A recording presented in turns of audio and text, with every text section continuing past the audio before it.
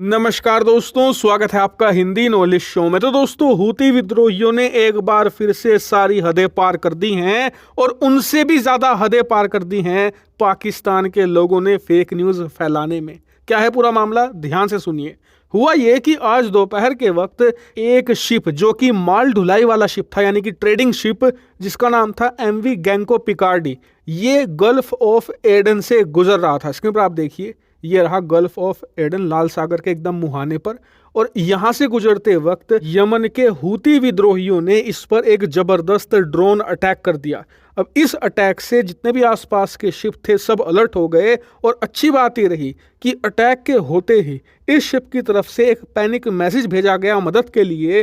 तो वहीं पर पास में भारत का आईएनएस विशाखापत्तनम मौजूद था। उस युद्धपोत ने तत्काल रिस्पॉन्ड किया और मौके पर पहुंचे। और इस शिप पर हमारे जो नौसैनिक अफसर थे वो भी चढ़े और हर एक क्रू मेंबर से पूछा कि भाई आप ठीक हो नहीं। शिप का जायजा लिया और पता लगा कि ज्यादा कुछ नुकसान नहीं हुआ है। अब बात यहीं तक सीमित थी, लेकिन कुछ ही घंटों के बाद पाकिस्तान के तमाम मीडिया हाउस और तमाम जो जर्नलिस्ट हैं ट्विटर पर, उन्होंने फेक न्यूज फैलानी शुरू कर दी। दरअसल पाकिस्तानी जर्नलिस्ट ने जो ये शिप टारगेट की गई थी, एमवी गैंको पिकार्डी, जो कि एक ट्रेडिंग शिप थी, यानी कि सामान ढोने के लिए इस्तेमाल की जाती थी, हमले वाली जगह को क्रॉप कर दिया, यानी कि छोटा कर दिया। और ये कहकर शेयर करने लगे कि ये हमला हुआ है भारत के आईएनएस विशाखापत्तनम युद्धपोत पर। मतलब इतनी कम बुद्धि के लोग कैसे हो सकते हैं। मतलब इसे फोटो को देखकर कोई बच्चा भी कह सकता है कि कोई युद्धपोत नहीं है, क्योंकि दुनिया में कोई ऐसी नौसेना नहीं है जिसके युद्धपोत का रंग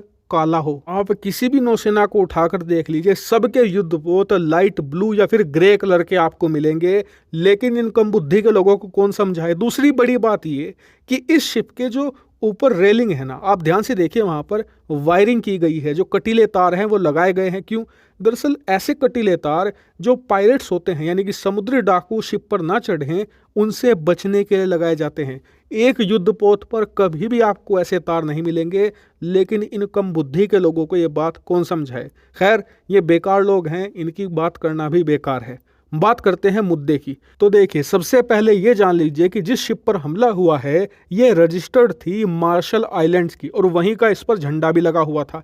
दरअसल शिपिंग कंपनियां ऐसा टैक्स बचाने के लिए करती हैं, लेकिन बताया जा रहा है कि जो इस पर क्रू मेंबर थे वो भारतीय थे, और इसीलिए भारतीय नौसेना ने तत्काल रिस्पॉन्स दिया।